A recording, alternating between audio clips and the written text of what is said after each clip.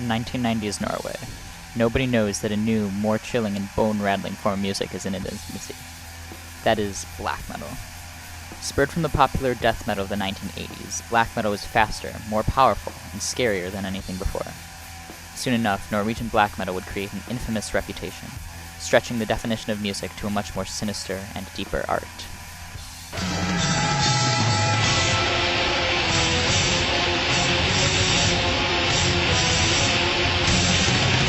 In order to understand the infamy of the genre, we must understand the genre's distinct musical characteristics. Black metal productions often feature reverbed guitars, lightning-fast drums, and screeching vocals. The result is a lo-fi wall of sound that is both eerie and haunting. Harmonically, black metal uses a wide range of minor keys and chords. Oftentimes, there is little adherence to the diatonic scale. Some example black metal chord progressions could be minor 1, minor 7, minor 5, minor 1, or minor 1, flat 2, minor 3, minor 4. This odd harmony lacks leading tones and contributes to the genre's spooky feeling.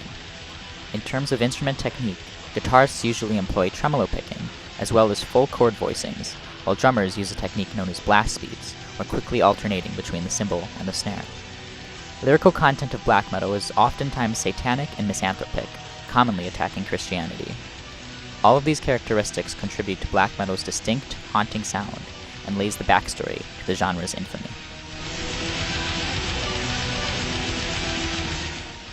The first wave of black metal emerged in the 1980s and includes the bands Venom, Celtic Frost, and Bathory, among others. While the lyrical themes in the first wave of black metal were Satanist in nature, they were usually used only for shock value. The second wave of black metal, which emerged in Norway in the 1980s, included the bands Emperor, Burzum, Mayhem, and Immortal. While the first wave of black metal was purely an act, the second wave played an active role in a string of church burnings and murders in Norway, cementing itself as a truly violent and satanic music culture. As Podoshen and Venkatesh explain in their paper titled Second Wave True Norwegian Black Metal, an Ideologically Evil Music Scene, to the vehement concern of Western authorities, black metal act was no longer being limited to the stage. Of greater anxiety was the seeming disappearance of the dividing line between the act and reality, facade and authenticity. We can see this breakthrough from the stage to reality manifest itself in the actions of the members of the black metal culture in Norway, particularly in the aforementioned violence of the group.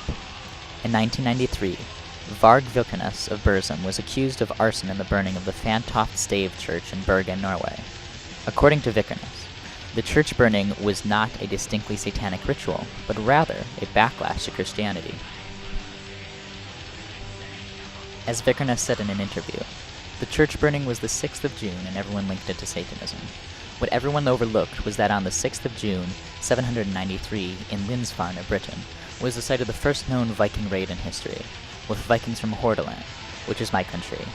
The Christians desecrated our graves, our burial mounds, so it's revenge.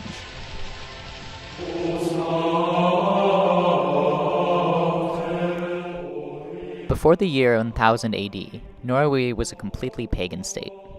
The conversion to Christianity started after 1000 AD, when Anglo-Saxon missionaries successfully converted the Norwegian elite. One such man, King Olaf I, set out to convert the rest of Norway to Christianity by destroying pagan temples and killing pagan followers.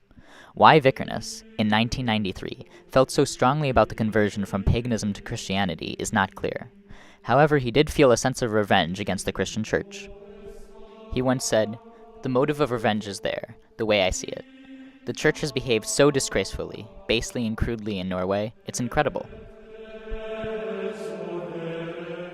It is important to note that until 2012, Norway was officially a Christian state. This could be viewed as problematic to those who are atheistic or follow different religions, especially a group of young musicians whose entire purpose is to differ from the status quo. In my opinion, this is the reason why Vikernes and other members of the black metal music culture committed such violent and anti-Christian acts. Not because they were distinctly satanic, but because they wanted to make a political statement of nonconformity. Satanism was merely a facade of their true motive, and it was a way to draw attention to their cause, and their music, with shock value.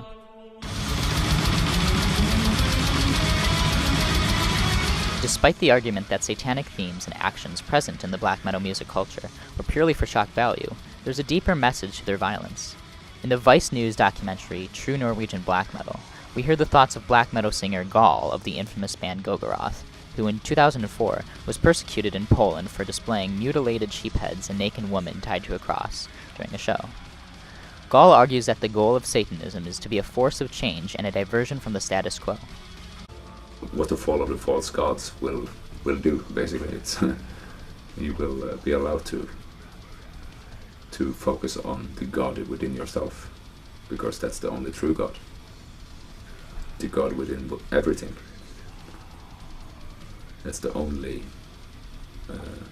thing that Allah, for me, is worth calling God. It is the highest spirit of everything, and not this control freak that's telling you you are not supposed to do this, you are not supposed to do this. Gall mentions trusting the God inside yourself instead of gods who are outside yourself, because the gods outside yourself are control freaks who dictate your own life. Because of this, Gall hints that Satanism is an individualistic religion, and to follow thoughts outside of yourself is problematic because it discounts individual thought. To be an individual who differs from the norm is to be a nonconformist.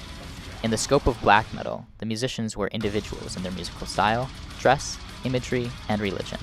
As such, black metal is a distinctly individualistic music culture.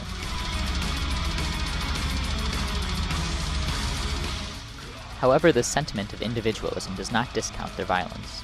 In no way am I arguing that the violence perpetrated by members of the black metal community was just. It was quite the opposite. Rather, I am arguing that the violence was spurred from an overall sentiment of young Norwegians revolting against the norm. Satanism was merely the facade of their thoughts, as it represented the true values of the black metal music culture, nonconformity and individualism. This poses the question as to is it ever okay to censor satanic black metal? If treated under the guise of religious freedom, and if Satanism in black metal is in fact a religion, then I argue no. However, once the expression of such a religion crosses into the realm of suppressing others, then it is not tolerable. In other words, the Golgoroth performance in Poland was tolerable, while church burnings are not because they were a direct form of violence against others. To this day, the black metal culture continues to retain its infamy as a genre of violent history. There still remain many questions as to why black metal became so popular at the time that it did. Perhaps the growth of the culture was haphazard. Yet why was black metal linked to Satanism in a majority Christian nation? This link seems too close to be random.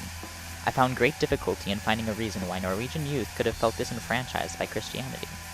Nevertheless, Norwegian black metal is a genre that is rife with socio-cultural and political issues that are still pertinent to today's world.